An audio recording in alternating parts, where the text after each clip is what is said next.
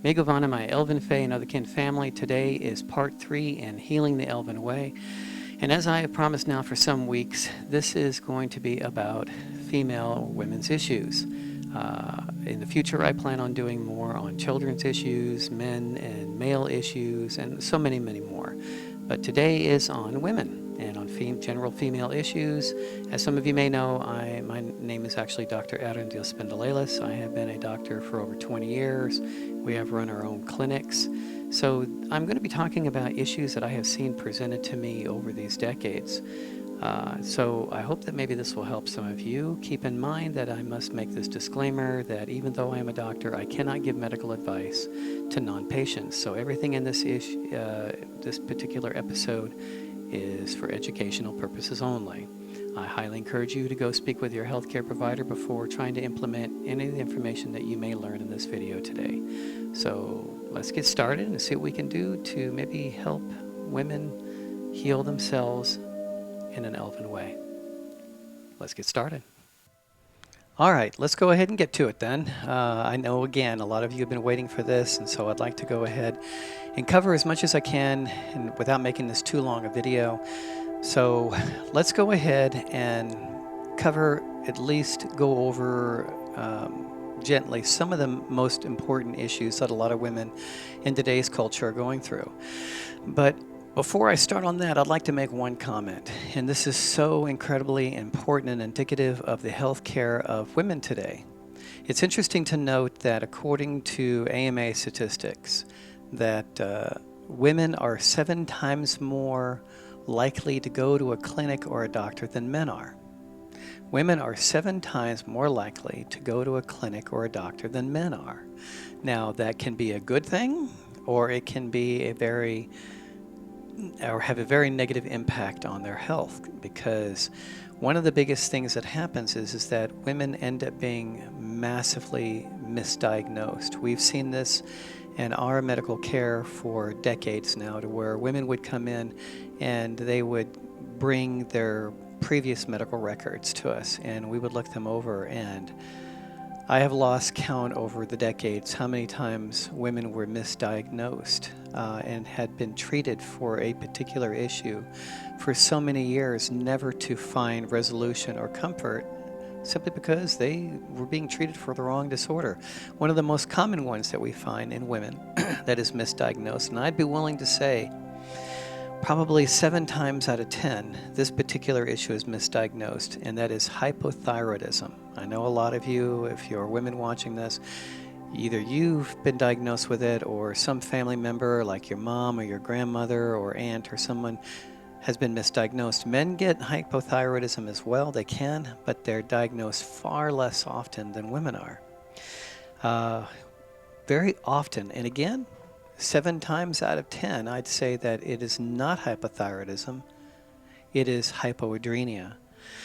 Hypoadrenia just means low functioning adrenal glands. Your adrenals are required to help you cope with life, to produce the hormones that you need to work with life, to have the stamina, the passion, and so forth, to be able to go through with it, as well as get the required sleep to be able to be ready for it the next day.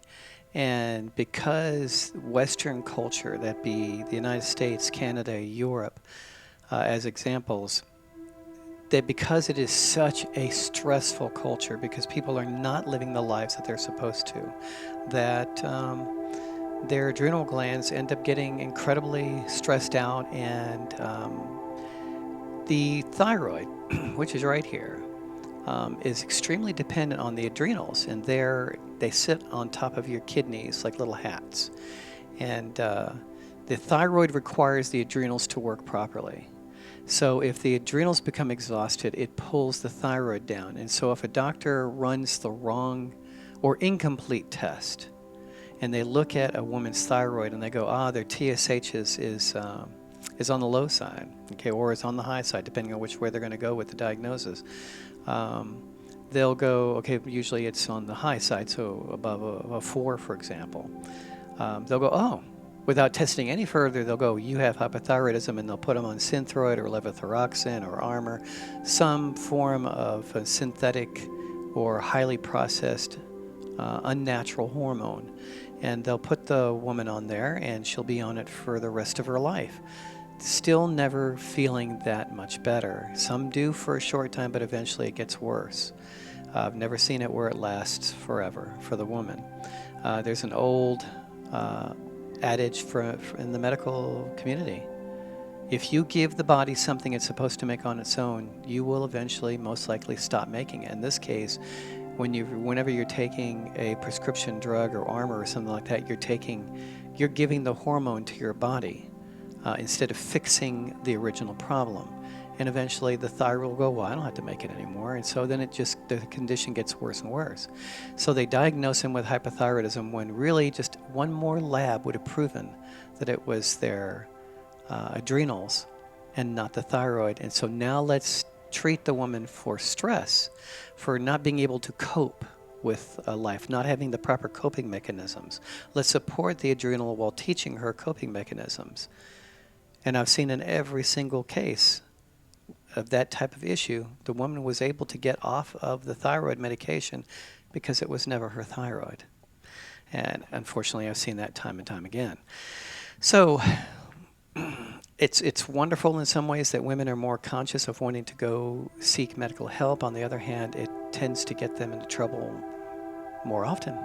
All right. So let's go over some of the basic issues. This video is not going to teach you how to treat yourself. It is hopefully going to give you enough information to where you can go to your healthcare provider and go, I got some questions. I don't understand what your protocol is doing for me. And by the way, could it be something else? Remember that all of us, all doctors work for you, not the other way around.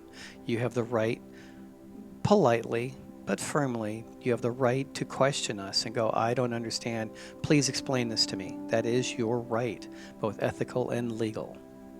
All right. One of the most common things I saw in the clinic over the years is not a pleasant topic to talk about. I get that. And that's yeast and vaginal infections. Incredibly common. And it used to be that when I very first started in practice, I rarely ever saw it in someone younger than 25 or 30 years old.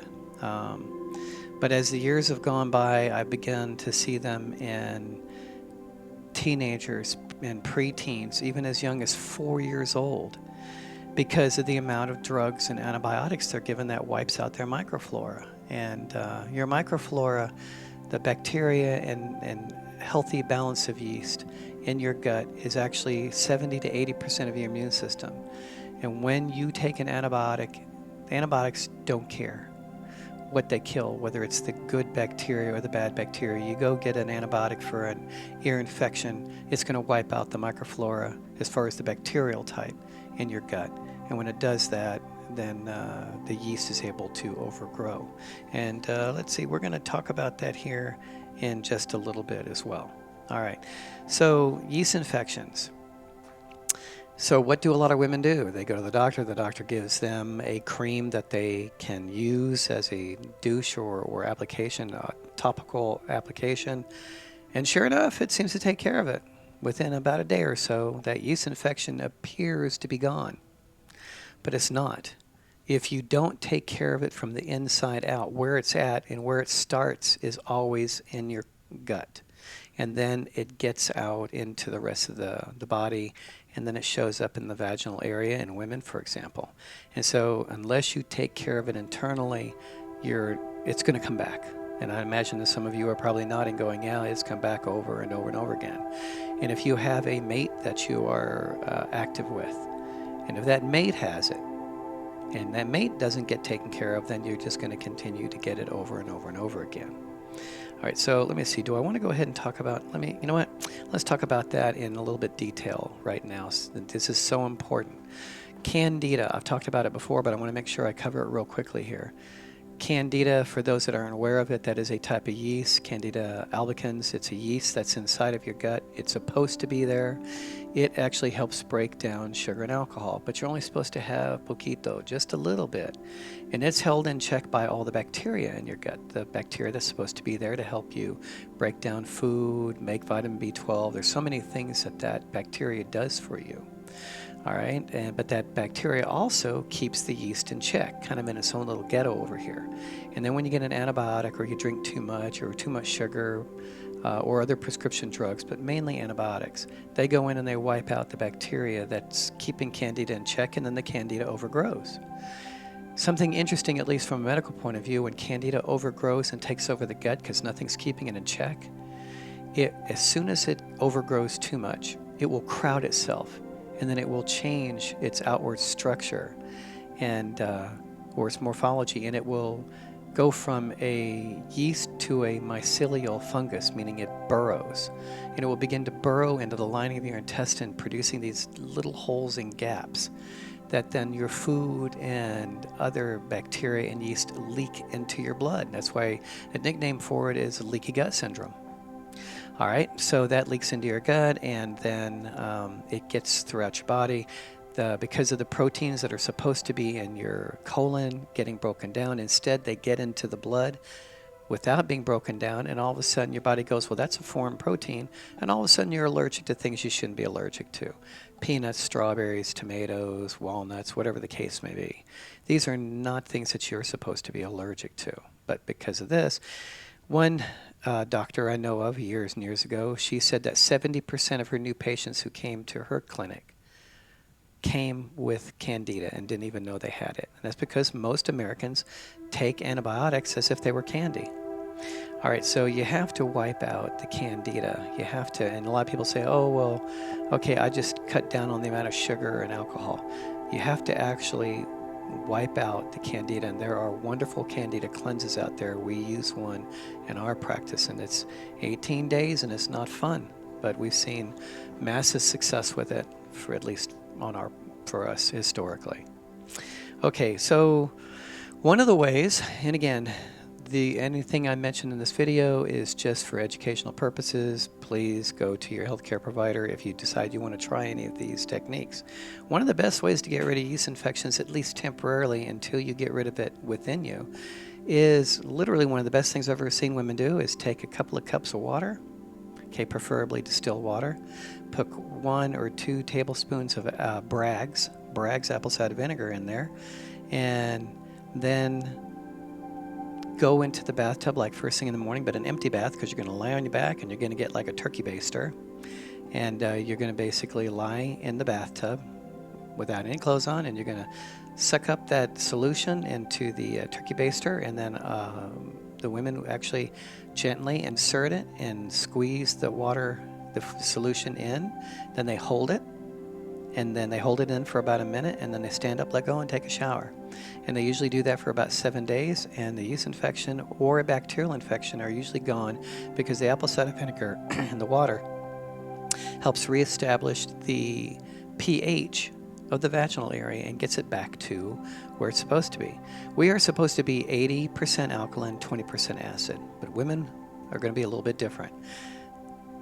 One place on their body has to be ever so slightly acidic, and that's the vaginal area, because men are invaders, so to speak, and the women actually wipe out those 20 million sperm on the way. That's why men make so many sperm. All right, so the apple cider vinegar helps push that, because most women, the vaginal area ends up being slightly alkaline, which means it's very easy for bacteria, which usually lives in the colon. It's not a big trip between the colon and the vaginal opening for the bacteria to get there, and the bacteria goes, oh, a great new condo. Whereas if the vaginal canal is slightly acidic, it doesn't take hold and thrive. Easy possible solutions that you can talk to your healthcare provider about that. But remember, in the end, if you want it gone for good, you're going to have to get rid of it internally as well, or it will eventually come back. Another one of the most common things that we see with women today, extremely common, is hormonal imbalances. All right. They notice that they get, with that, they can have female hair loss or too much hair growth. They feel tired. They enter menopause, and all of a sudden everything changes, and that does not have to happen. It causes some of the causes for female problems can be the thyroid, okay, can be the adrenals, and taking hormonal supplements or prescription drugs, testosterone. I've seen women For some reason, I've seen so many women who come to me after they've been to their other doctor and they go, oh, I'm kind of losing my passion, my libido, and so the doctor puts them on testosterone. Testosterone is horrendous for both men and women, but really horrible for women. And all of a sudden they start noticing they're growing little mustaches and all, and it causes some very, very serious side effects. Whereas if you just get the hormones back in balance, and one of the most common reasons for hormonal imbalance besides stress and these types of conditions is the food you eat. The food today is so full of synthetic hormones given to the cows and the chickens, and even the fish are now being given hormonal supplements in the water that in the fish farms and things of that nature. And so their hormones get completely out of balance, and the doctor just gives them more hormones to get it back in balance, but of course that doesn't work. Or they enter menopause, and that's why it's called hysteria, and hysterectomies and all those types of things, because they seem to lose their minds according to older doctors. and because they're calling females are temperamental when their hormones got out of balance because of the prescription drugs they were put on or the creams that they were put on. And these things can all be fixed. I'm going to give you a story real quickly that I told of my wife some time ago, and I'll give it here real quick because she's a perfect example of this. When my wife and I got married, she loved me. She just didn't trust me. She wasn't used to doctors such as myself that tried to work with more natural therapies for her. And she was, when we first got married, she was on 92 prescription pills a week. 92 pills a week. And I had been telling her for years, I can treat her whenever she wants to, whenever she's ready. And I was like, no, I'm supposed to go to this doctor. Well, her doctor was in the same center that our clinic was in, and it was just down the walkway. And she had three main problems. She had severe hormonal imbalance, the type to when she hit puberty at 16. And for the next 20 years, she had periods at every 28 days. She was on the floor in a fetal position. The pain was so bad. She also had extreme allergies. She'd wake up at night and just be drowning because the allergies were so bad.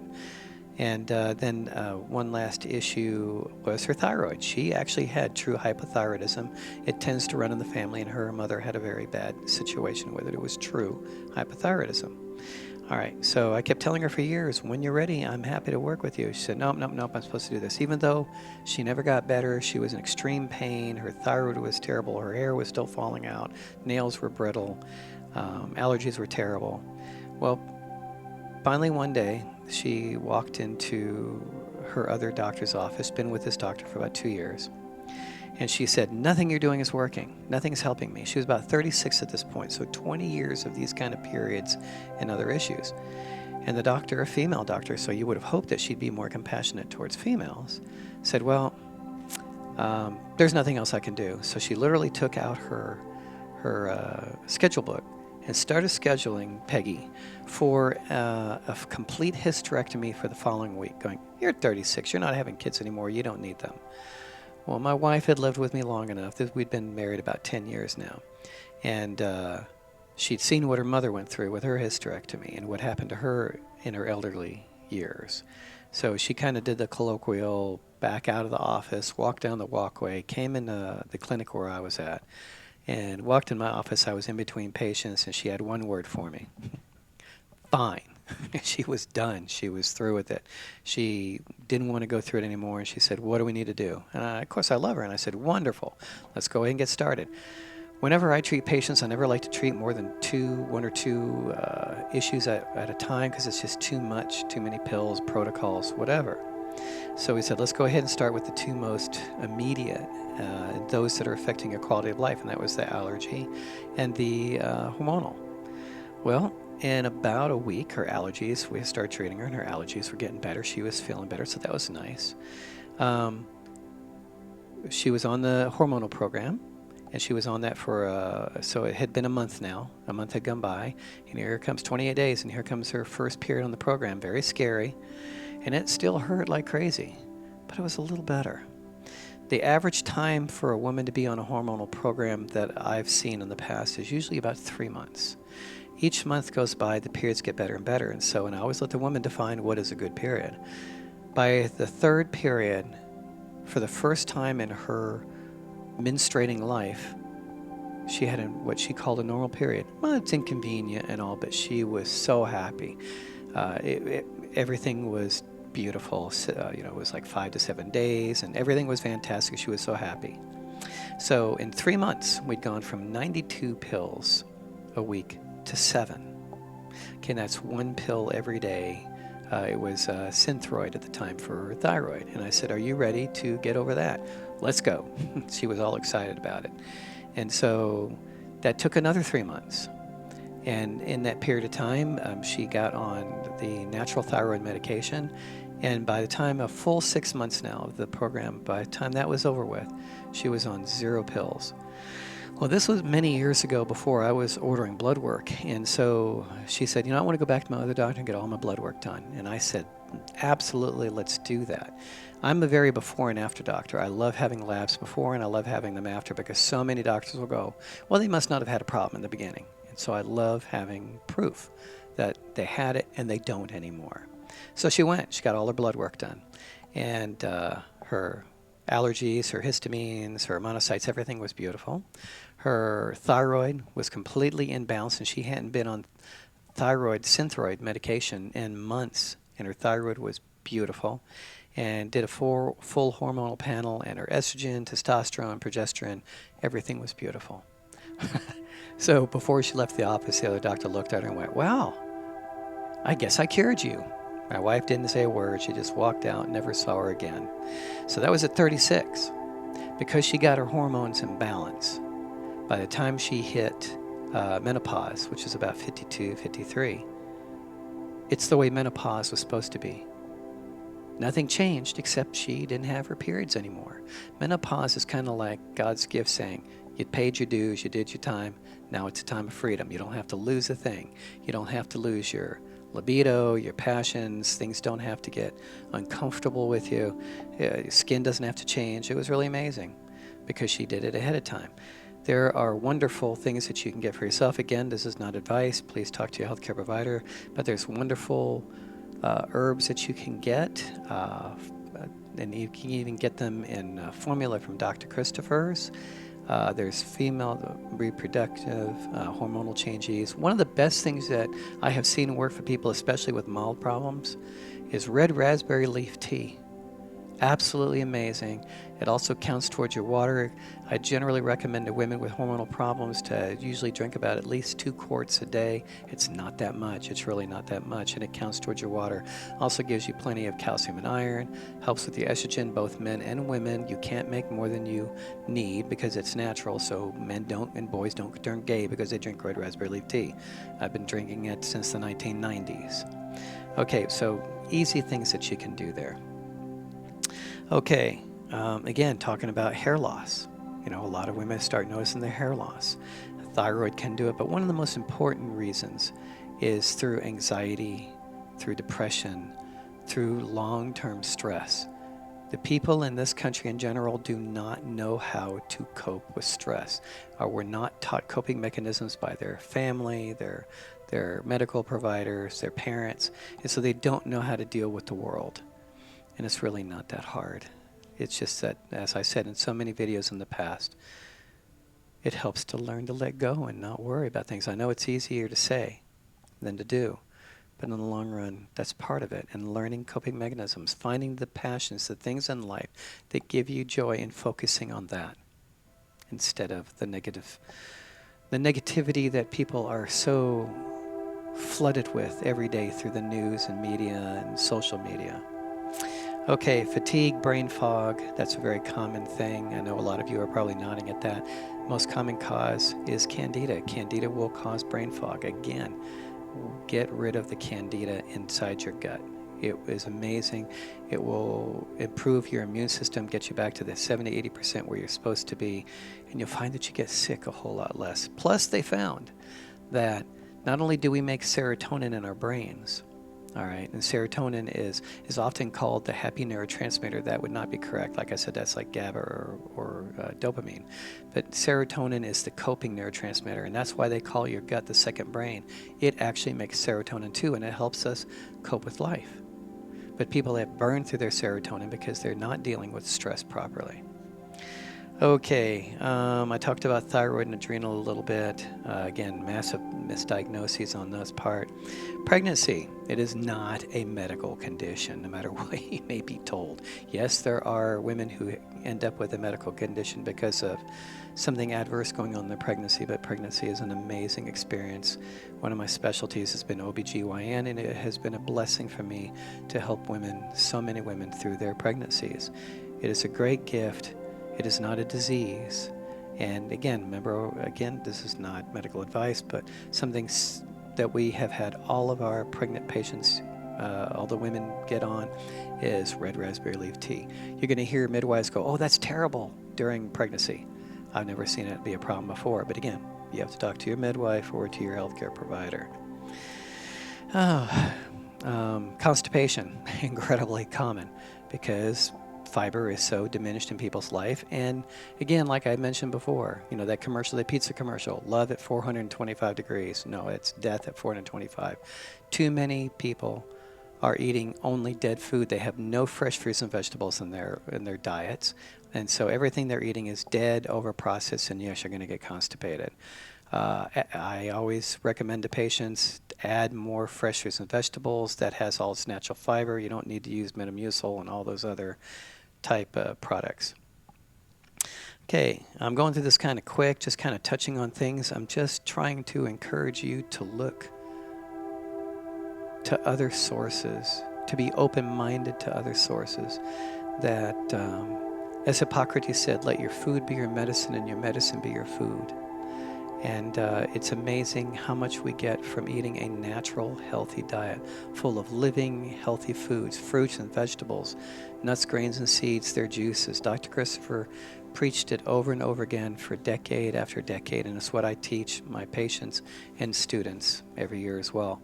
A more natural diet, so much of this goes away on its own. As I said before, the body has a blueprint for healing if you just give it what it needs. And one of the last things I want to talk about here real quick is emotions. All right. One of the huge epidemic going on, especially after all the people being shut down and couldn't do anything, anxiety and depression. People are not, in general, coping with life well. Carl Jung, one of my favorites that I like to study, he was a very deep person and very intuitive, and he loved looking into human nature. I'm going to read to you an excerpt of an experience he had with a woman one time, a patient of his, that he was to counsel over extreme anxiety and depression. And this is what he noticed with her, and this is what he wrote in one of his journals. He said, "I was amazed when I looked into her eyes, the eyes of a hunted or cornered animal, and I have seen this many times myself. Seeking, always in the hope of something. She's possessed. And why is she possessed? Because she does not live the life that makes sense." All right. Hers is a life utterly, grotesquely banal, with no point in it at all. If she dies today, nothing has happened, nothing has vanished, because she was nothing. Horrible, absolutely horrible. And what that means is that people don't have a purpose in life anymore. They don't believe in it anymore. They don't believe that they have a purpose, and so life has no meaning to them. I've said this in so many of my videos in the past. You are an incredibly precious and rare and sacred gift, and your life means so much more than what they've shown you and what they've taught you. And you can stop watching the news. You can stop in social media with the drama and surround yourself with joy. He went on to say that some run from one destination to another. Some chase romantic partners. Others are compulsive, seekers of money, prestige, fame, or recognition, or social media. But whatever the outward form it takes, the underlying motivation is the same.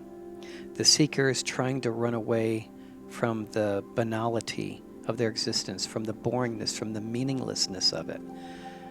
And so I try to counsel a lot of our patients to look for that something special. Remember when you were a child and there were things you absolutely loved to do. Find those again. Remember that inner child within you. And if you're interested, I can do videos just on that alone, on finding that inner, beautiful elven child within you. One last thing I'm going to say real quickly here, and this is from Edgar Cayce. I've talked about him before also, the psychic healer, to where he would go into a trance and he could tell what was going on with someone he'd never met, even though they might be thousands of miles away at the time of the lecture or the trance that he went into. And this is quite true. I wrote a book on this quite a number of years ago, a medical book on it. Doctors to this day from around the world go to the Edgar Cayce Institute in Virginia Beach and study his writings on diseases that are supposedly incurable, and he gives the cures for them. I've seen it myself many times. He said something so incredibly important, and this was so elven of him, because if you want to heal, if you want to truly heal, the elven point of view is you heal from the inside out, that you heal from the spiritual to the mental, to the emotional, to the physical. And he said, healing of the physical without the change in the mental and spiritual aspects brings little real help to the individuals in the end. If you really want to heal of all these things, start from the inside out. Accept the preciousness of the gift that you are. And recognize that to heal that little girl within you, that little elven girl within you, and let her out and let her be free. There's one thing where it's good to grow up and to not be childish, but it's always good to be childlike. Jesus, not trying to wax religious, said, unless you be as one of these, the children, you will never enter the kingdom of heaven. And that kingdom of heaven is within you. If you can't be a child from within, you'll never find that peace that you're looking for.